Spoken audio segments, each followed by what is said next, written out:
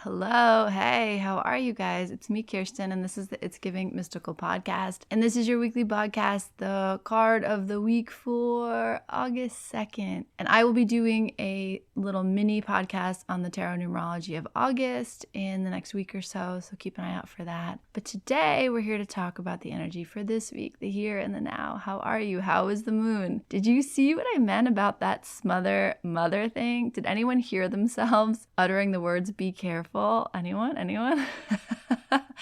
And kind of getting a sense of maybe where you in your own life or where people around you, that kind of balance game of I want to love you and help you and guide you, and I also need to let you do your thing. I also need to let you live your life. Did you feel that for yourself, right? The ways that you kind of keep it close, keep it tight, keep it safe. And then the part of you that's like, itchy for more freedom, wants to spread its wings, wants to make a mess even a little bit. I wonder if that was with you. Would love to hear how that hit you. Would love to hear what was happening in your dream space, because the dream space was so active. And just the beautiful invitation that is the moon. Are you ready to evolve? Are you ready to evolve? Are you ready to step forward? Are you ready to cross the gate? That great leap towards ourself, towards adventure, towards freedom, towards whatever our heart is craving. It is in many ways a great leap into an evolutionary movement, because we don't go back. You can't go back. That's another message that comes from the moon card. And again, like the crayfish says, it's okay if you don't want to go. It's okay if you don't want to go yet. But maybe you notice there were places where you really feel different. Like you feel like, wow, I handle this differently. I really do this differently than I used to. And either way, aho to life, aho to the moon, aho to just the insight that comes from staying curious. Like, what's happening? What do I feel? Let me honor what is. Let me honor what I'm responding to. Let me honor my emotions. Let me honor my desires, because I deserve that. I don't usually talk business on the podcast because I get so excited talking about the cards because I'm a big tarot nerd. But I am going to finally be launching this tarot course in the next week or so, and I'm really excited about it. I think originally it was going to be a mid-September start date. I think I might actually make it a early October start date. But either way, it's going to be a 7-week journey, and it's going to be amazing, and I'm really proud of it, and I'm really excited about it. And I just was doing some of the videos last night and just like, I really can't wait to be with a group of people live talking tarot. It's always such a magical experience. So if you have any interest in doing that with me, go over to givingmystical.com and get on the wait list, and then I will be sending out information so soon about that. I'm really excited about it. Yay. Okay, there's that business thing. The card of the week is the 10 of Swords. 10 of Swords. Okay, let's just say right off the bat, 10s are too much of that element.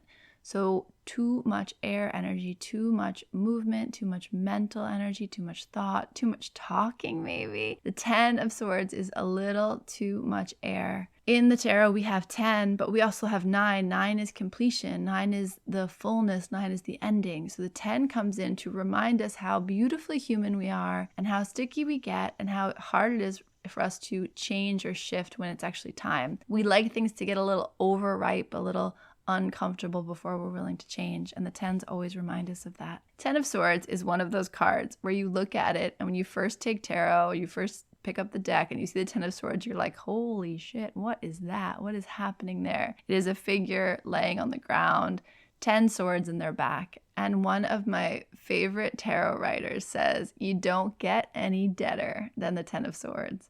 Meaning this person is pierced in their spine, up their entire spine, 10 different times, from neck to root. And they are not getting up again. Like there's no confusion about whether this creature is alive or dead. And the 10 of Swords is really associated with the death card, but it's even funnier than the death card. The death card, you see it, you feel it, and when you get to know it, you're like, all right, this is time for release. It's time for an evolution, a shedding of the skin, a transformation. The 10 of Swords comes in and it's like kicking or screaming, it is time for evolution. It is time for transformation. It's done. Like, it's done, baby. Stop waiting for it to come back to life. Stop waiting for it to spring up and surprise you. Stop trying to like drag it around with you. Like, it's done, baby. Weekend at Bernie's, like, he's not coming back. And so there's a little bit of a funny energy in the Ten of Swords of like, are you sure? Are you sure it's not coming back? Are you sure we're really complete here? And the Ten of Swords is like 100%. You cannot be more complete than you are. I want to talk about mudras for a second, because one of the interesting things about the Ten of Swords is that the figure has their hand, they're so dead on the ground, has their hand down, and their hand is making a mudra. The mudra their hand is making, it's their ring finger and their pinky finger bent in towards the palm. And you can kind of question whether the thumb is engaged in that or not. There's a lot of meaning to that hand sign. That hand sign can mean repelling the evil eye. That hand sign can be the mudra that actually generates life and energy back into your body, reminds you that you're living, reminds you how precious this is. It's also, because we see this hand sign somewhere else. Where else do we see this hand sign in the tarot? We see it with the Hierophant. They are holding their hand in the exact same way. In that case, it's supposed to be the benediction, the blessing. It's supposed to be the blessing. So it's interesting here that we see that same hand gesture, that same mudra mirrored in the Ten of Swords. I don't know, what do you think about that? Like, what comes to mind if I tell you that this card there's a line, a thread being drawn between this card and the Hierophant? Like, what do you think's happening there? Why do you think that's being offered to us? One of the ways you might interpret this idea of the mudra, the blessing, the benediction in relation to the Ten of Swords, in relation to the Hierophant, is that we're talking about something bigger than the body. Like, we're talking about something beyond the body. This is a question of spirit. And I would maybe imagine one of the reasons I find this card so humorous is because it really does take us out of confusion about what is real. You know how in the Pentacles card there is always a star within the coin, and what they say is that is the spiritual embedded in the material. There's something here about the importance of remembering that you are the spiritual embedded in the material. So the body might come and go, and I know that's not an easy thing to say when we're talking about real bodies. The way I miss my mother's real body is deep and constant, right? The way I miss her laugh, her voice, like the texture of her incarnate as my mother, I will never not miss that. So I don't take that lightly. And yet there's something about this card that's illustrating how we get so attached to the material. And I believe that's true, right? We are spiritual beings. This world is an illusion. The body is an incredibly important component to our time here, but it's just one container. It's just this container, and it will not travel with us. Like, it does not define us. There is something about this card that brings our awareness to the idea that remember that you are a limitless being. Remember that the sun will rise and set. Remember that the body will fail and you will endure. And this interesting layer on top of it about the swords energy. So what does it mean that this is a card that shows up for us in swords? How does your thinking actually make you forget? Like, how do you, not even sorcery, that feels even too harsh. Like, how do you create illusion? What is the illusion that you live in that makes you believe this is it? The other thing to think about, so there's a lot of stuff coming through, a lot of energy here is, and this is right on time, because the Ten of Swords is too much thinking. It can mean anxiety. It can mean waking up in the middle of the night and being like da da da da da da da da da. It's that running train of thoughts. It's like the ceaselessness of the mind. There's something interesting here about the ceaselessness of the mind being a way of distracting you from the fact that you are a limitless being. Thought is beautiful and powerful and framing and helpful and a blessing in so many ways. We benedict, we bless the air energy. And yet it is a way of kind of reinforcing this illusion around this is who you are, this is all that is. And I wonder, I get curious, because one of the things I've been working on in my practice is I've been feeling like I'm missing some kind of essential joy that usually is part of my experience, and I keep running past it. Like, I feel so busy. I feel so a lot happening in my life, and I just feel so busy, and I can get so confused that that's who I am, or that's what life is. and I know better. Like I can watch it and be like, Kirsten, you know better. And yet I can get carried into the wave of it. I can get carried away with it. So this card shows up to say, notice where there's too much air energy. It also says to you, remember who you are.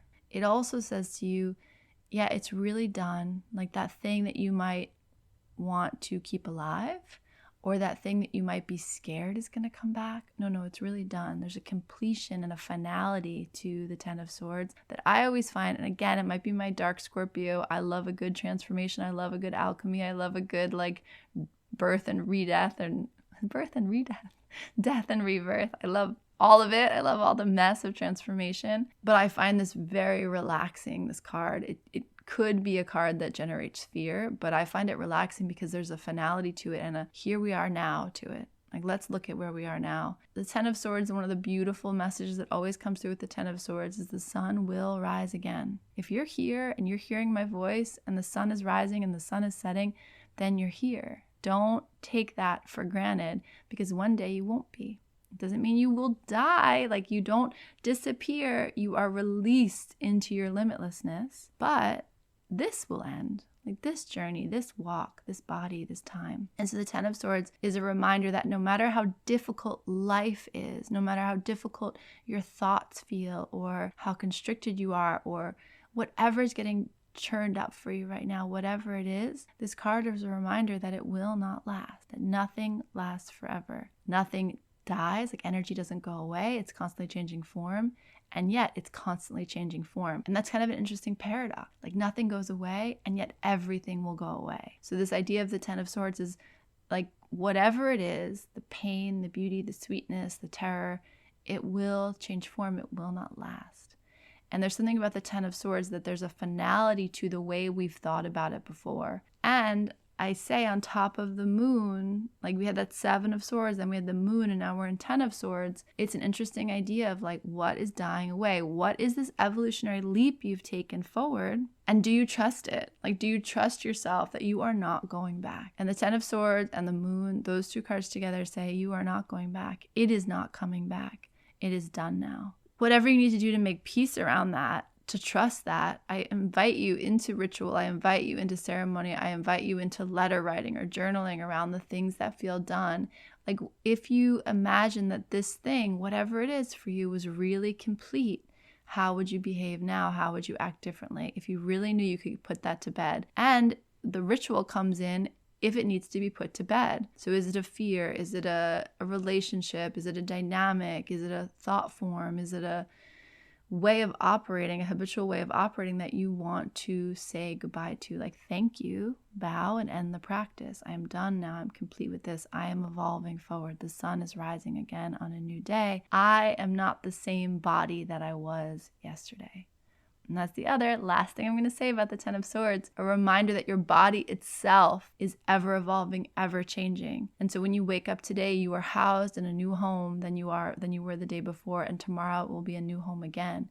Can you cherish this? Can you be here? There's something about the Ten of Swords that is just a notice of how intoxicating and distracting our mental energy can be. And it's an invitation back home to your spirit, and it's an invitation back home to your body. It's an invitation to be here now and enjoy what is, because I promise you, baby, it is changing. Ten of Swords, take a look at it. And take a look at that mudra they're making. Maybe even play with that hand gesture yourself. What is it trying to say to you? Like, is it asking for protection? Is it asking for a blessing? Is it asking for a reinvigoration of your life force energy? Which of those mudras or something completely different comes to you? And if you know this mudra, if it has a something you use or work with, please let me know. Like, comment on the podcast. Like, let me know what's happening there, because it's an interesting thing that I always recognize. But when I pulled the card this week, I looked right at it. I was like, what is the Hierophant doing here? I love this card. I think it was one of my uncle's life lessons. And whenever I see it, I think of him, and makes me happy. And I'm terrified of the dentist, and I had this kind of stressful experience. And when I was calling on my ancestors in the chair, trying to like calm myself down and bring myself into a state of relaxation and into what was, it was my uncle. It was this uncle that showed up for me actually and sat with me and was like, I got you, girly. I got you. Maybe you need that too. Maybe you need to know that you're being held, and there's nothing wrong with asking for that this week. All right, 10 of Swords, take good care of yourself. And yeah, just remember, if there's something that you need to be finished with, this energy is with you. It's saying, I got you, I understand, let's be done with it. Honor that and trust that. That's the more important thing, trust that. Talk to you soon. Happy August, happy summer. Much love, big hugs. Check you later.